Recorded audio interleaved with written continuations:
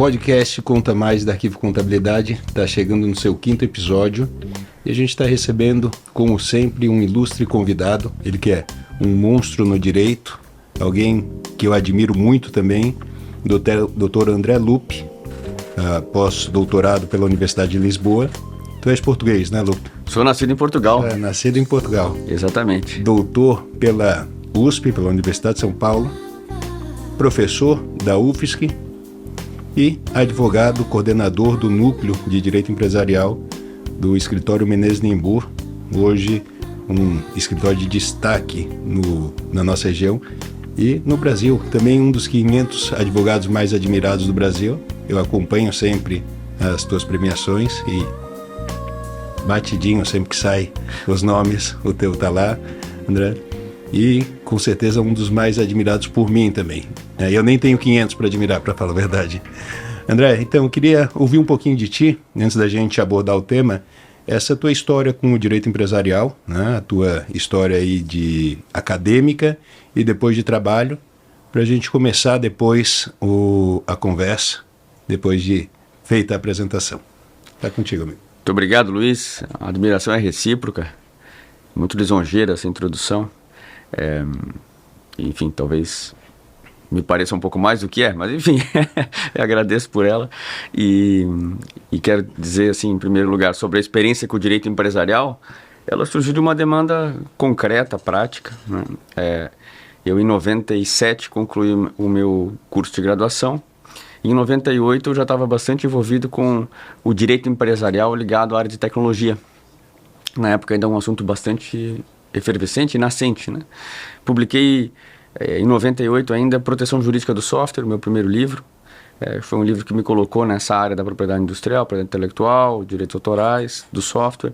A partir daí comecei a assessorar empresas de tecnologia e por esse veio eu acabei me envolvendo com o direito empresarial.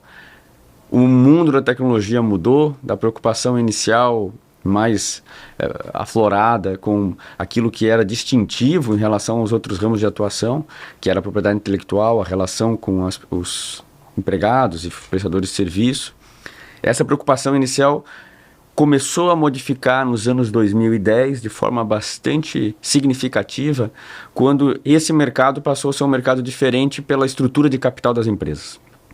Nós começamos a ter um movimento de financiamento privado via private equity, via movimentos de aceleradoras e outras entidades congêneres que começaram a tornar a estrutura de capital o tema essencial do ramo de tecnologia.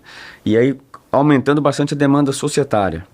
Então, posso dizer assim que por esse envolvimento com o ramo de tecnologia, eu digo que hoje a principal preocupação dessas empresas está no âmbito societário e regulatório, né? Regulatório dependendo do tipo de atividade. E a partir daí também posso dizer que a gente também lá no escritório, a minha atuação pessoal também se volta bastante para o societário dos últimos 15 anos, em muitos projetos de M&A, alguns litígios societários, enfim, é isso que a gente vem fazendo com bastante ênfase na área de empresarial do escritório, sem descurar daquilo que a gente sempre fez, propriedade intelectual e contratos. Legal. André, sabe que isso é muito interessante, essa questão de estrutura de capital, litígio societário, esse ramo do direito tem se tornado cada vez mais necessário aqui na nossa área, acho que no mundo, né? Mas na nossa região isso tem sido cada vez uma realidade, uma preocupação maior do empresário. Até alguns anos a gente no escritório, na contabilidade, era muito focado em tributário, trabalhista, a gente acordava com isso, ia dormir com isso e parecia que o centro gravitacional do nosso trabalho, do nosso dia, era tributário e trabalhista. A gente ficava em volta desses dois temas e todo dia os desafios e a preocupação do empresário era tributo, as relações de trabalho e as contribuições previdenciárias, FGTS. E de alguns anos para cá, a necessidade societária, a assessoria societária tem tomado uma relevância gigantesca. Ela é porta de entrada para alguns dos nossos maiores clientes hoje em volume de operação, porque é um cara que se preocupa com essas questões societárias. Então a gente tem um grupo de fomento interno de societário dentro da nossa empresa para que a gente consiga evoluir essa área, né? A gente então tem acompanhado AGOs, AGEs, reuniões de sócio, coisa que não era uma realidade para os escritórios de contabilidade até poucos anos. Então, o direito societário empresarial tem se tornado cada vez mais algo comum na nossa vida. E perceba que comum, não simples, né? São demandas bastante complexas, assessorias de direito privado, né? Coisa que, diferente do direito público, a gente, no episódio anterior, estava falando de um direito impositivo público, em que a lei determina que eu faça algo e eu preciso cumprir aquela obrigação. E no direito societário, eu posso convencionar contigo as nossas relações, né? Então, a assessoria, ela se torna uma assessoria bastante complexa, porque a gente acaba tendo significativa influência nos dois polos que estão realizando, empreendendo aquele negócio.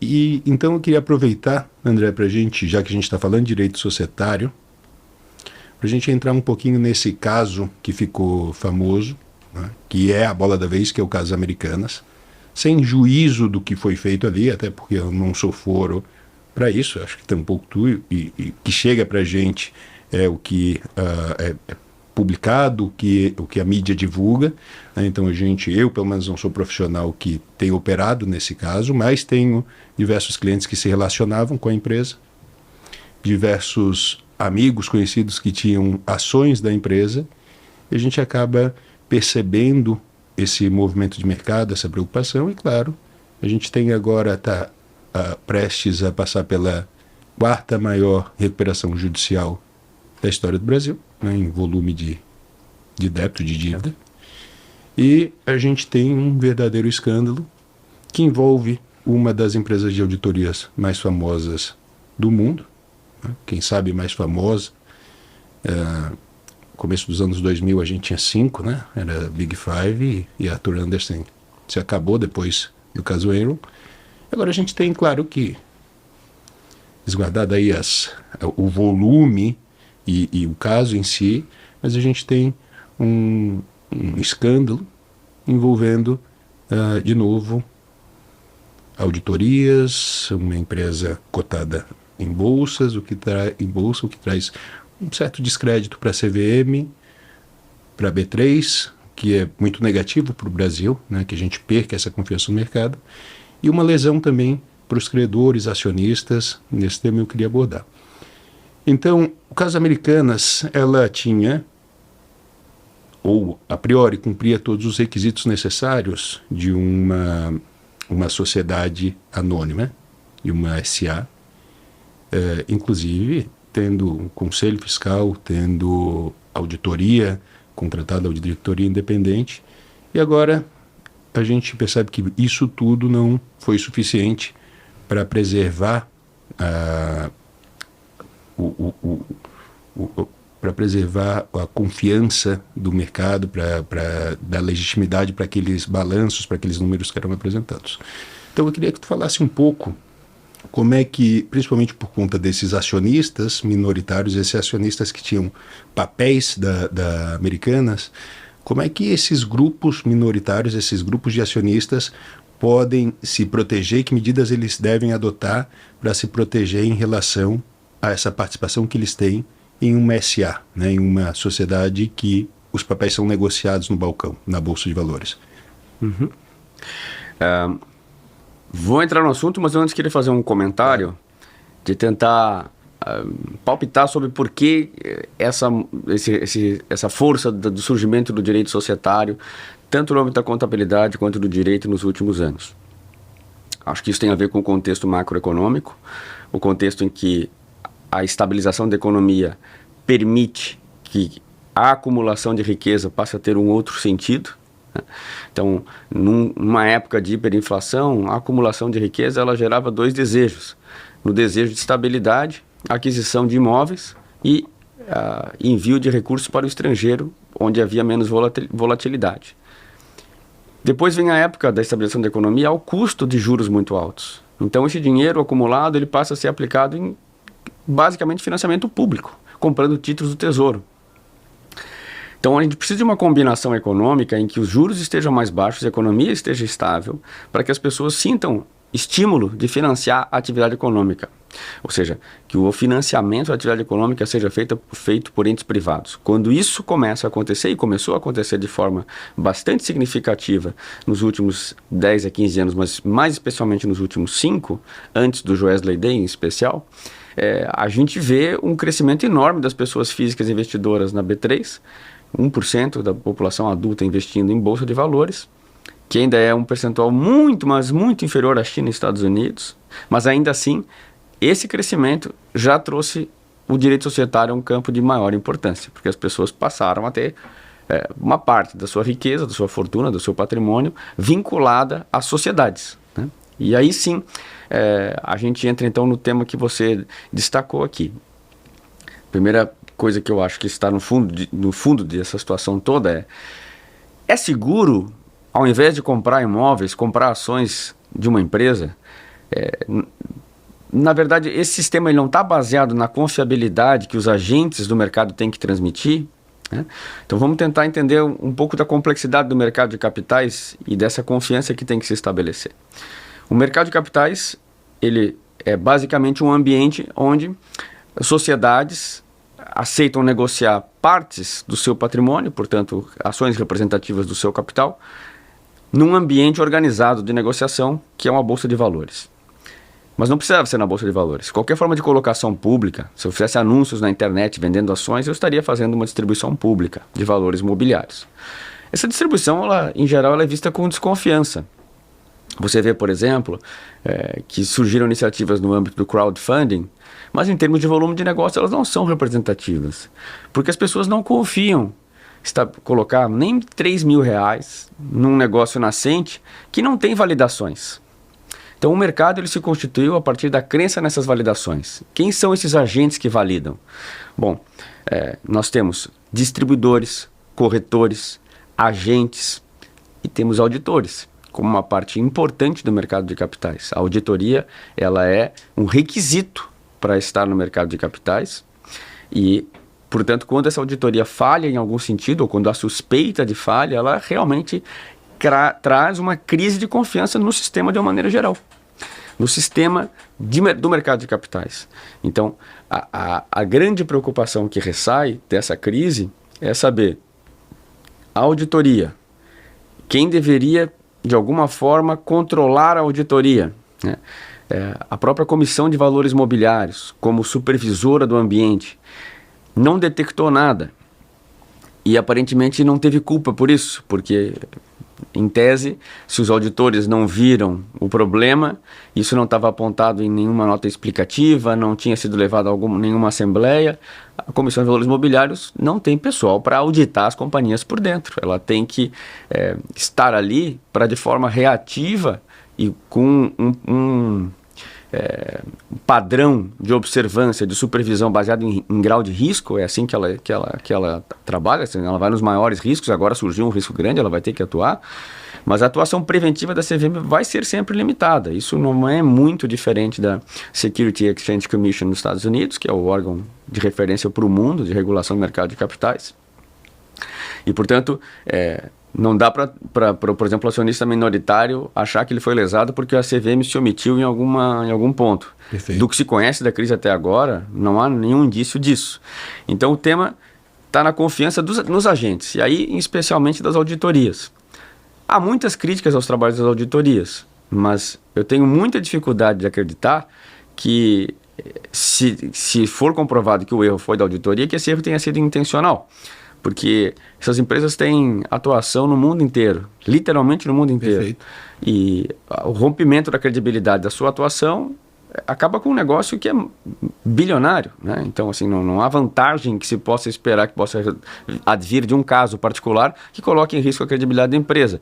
Ou dizendo em outra forma mais simples, um auditor da Price não ia aceitar ser convencido por alguma vantagem ilícita ou lícita que pudesse pôr em risco a reputação da empresa. Então isso provavelmente não ocorreu.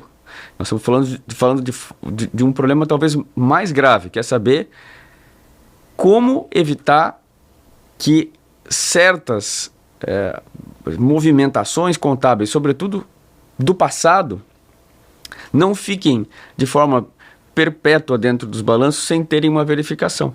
O que a gente vê nos procedimentos de auditoria é que a auditoria ela se baseia muito nos papéis do último exercício. Então, ela toma os papéis do exercício anterior, faz uma série de confrontos e checagens para ver se os elementos do exercício que ela está validando foram realmente condizentes com o que está documentado, e se foi, ela valida.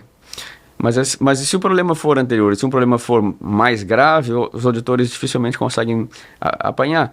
E na auditoria pública não é diferente. Nos tribunais de contas dos estados, nos tribunais de contas da União, nas corregedorias, também não é diferente. Uma auditoria baseada em confronto de documentação, ela é assertiva. Mas aquilo que não está documentado, aquilo que aconteceu, vamos dizer assim, por baixo dos panos, é muito difícil de captar de uma forma de auditoria de recorrência, né? Teria que ser feita uma investigação. E a investigação sem denúncia, ela se torna um esforço de tempo e dinheiro muito difícil de suportar. Quer dizer, eu como acionista de uma empresa, não sei se eu queria gastar tanto em controles para ter investigações permanentes sobre coisas que não são sequer denunciadas ou aparentemente não são problemas. Então, há um desafio para o mercado, e sobretudo para o mercado de auditoria, de tentar identificar como esse tipo de situação não vai se repetir, sem que o custo para que isso não se repita não seja um custo impossível de suportar, né? Perfeito.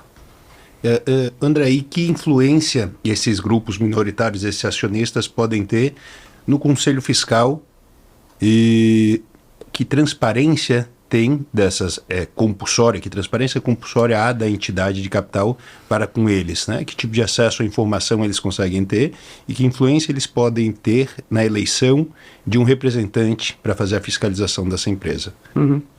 Vamos começar com o básico. O básico é que o acionista de uma companhia de capital aberto, certo, né, que são aquelas que negociam ações em bolsa de valores e que são as reguladas pela CVM, elas necessariamente têm que manter um canal de relacionamento com o investidor. Esse canal existe para propiciar o acesso à informação. Toda e qualquer informação que pudesse afetar o valor de negociação das ações de uma maneira relevante tem que ser informado ao mercado. Esse mecanismo já existe, é o mecanismo dos fatos relevantes. A gente observa que os investidores do day trade são atentos a esses movimentos, mas os investidores de longo prazo, que, enfim, apostam em ações de empresas de boa reputação na bolsa, em geral não são tão atentos a essas movimentações, até porque a representatividade disso na composição do seu patrimônio pessoal não é muito grande para gastar tanto tempo e energia em torno disso.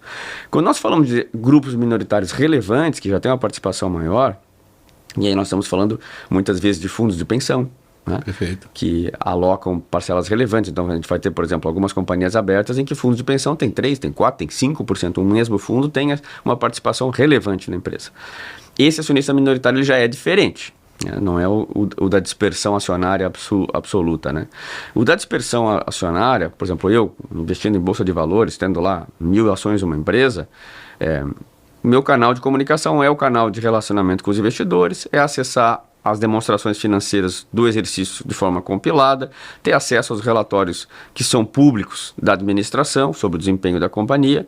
Eu não tenho direito a mais acessos do que isso. Não consigo convocar uma assembleia de acionistas, não consigo nomear um conselheiro para o Conselho Fiscal. Em alguns casos, com voto múltiplo, a gente pode ter o direito de voto muito pulverizado, com muito pouca efetividade, mas tem voto para o Conselho de Administração. Mas, em resumo, a gente não consegue interferir nem no funcionamento, nem no direcionamento, nem gerar uma fiscalização sobre a companhia no nosso próprio interesse. Quando nós somos lesados, aí nós temos mecanismos, né? Perfeito. Mecanismos de ação individual, mecanismo de responsabilização e denúncia, inclusive perante a CVM, né? A CVM monta processos administrativos para investigar condutas, sobretudo de controladores, mas não só de controladores, de qualquer agente do mercado que tenha lesado esse acionista individual. Então, esse é um mecanismo que precisa ser conhecido.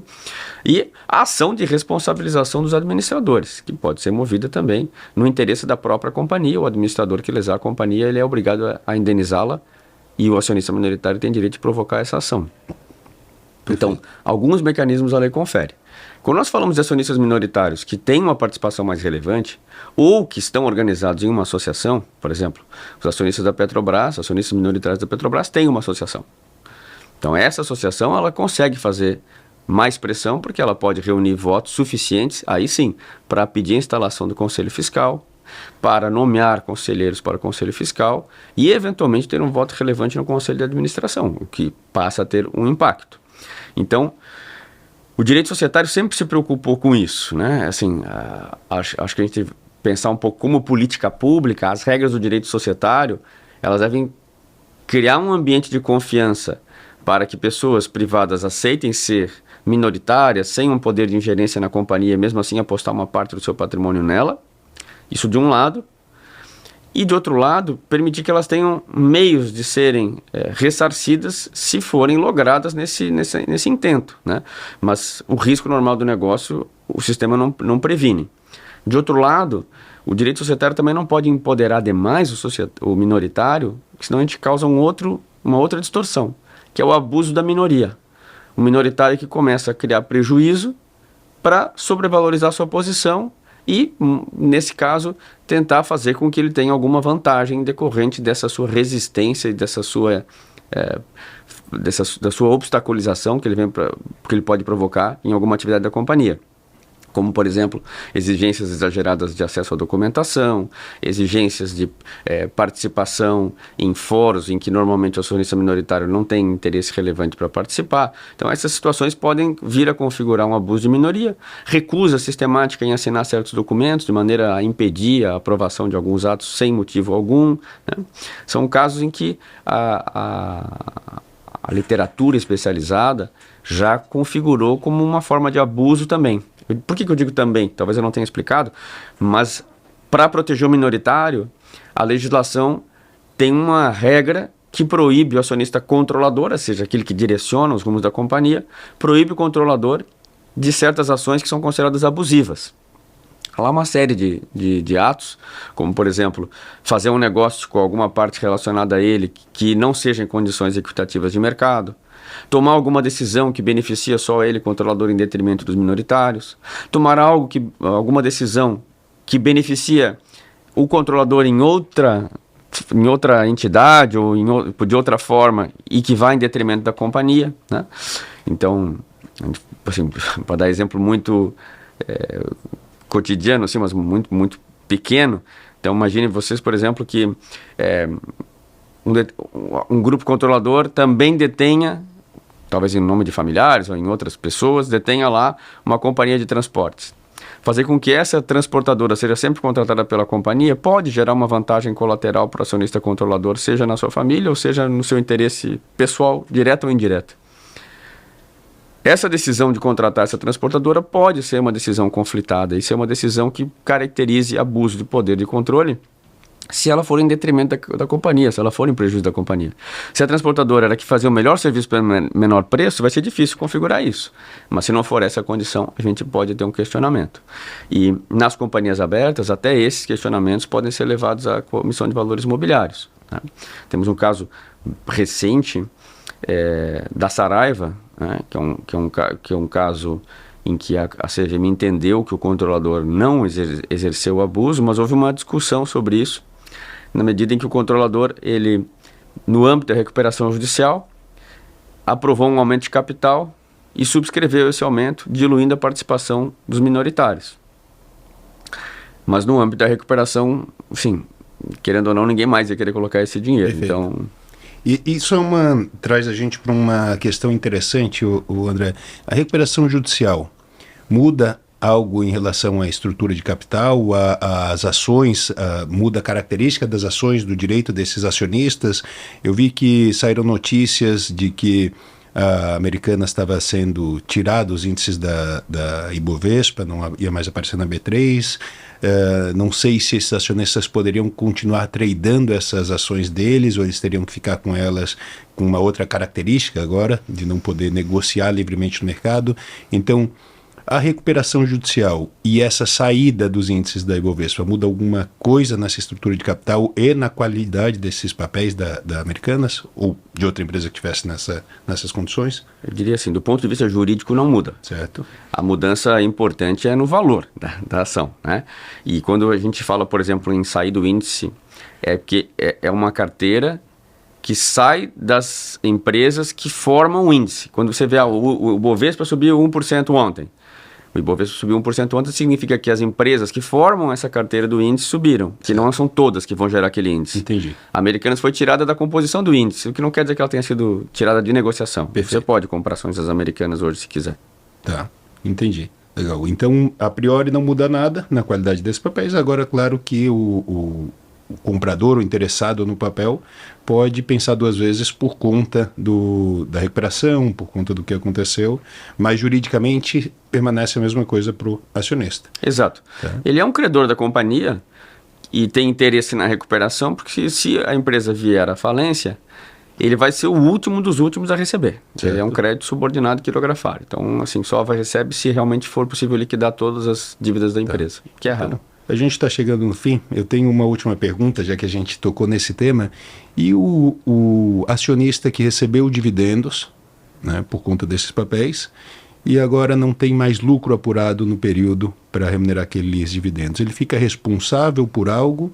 Ou como ele agiu de boa fé, não teve influência significativa naquilo, a não ser possuir o direito aparente na época, aquilo se dá por encerrado, o André? Porque...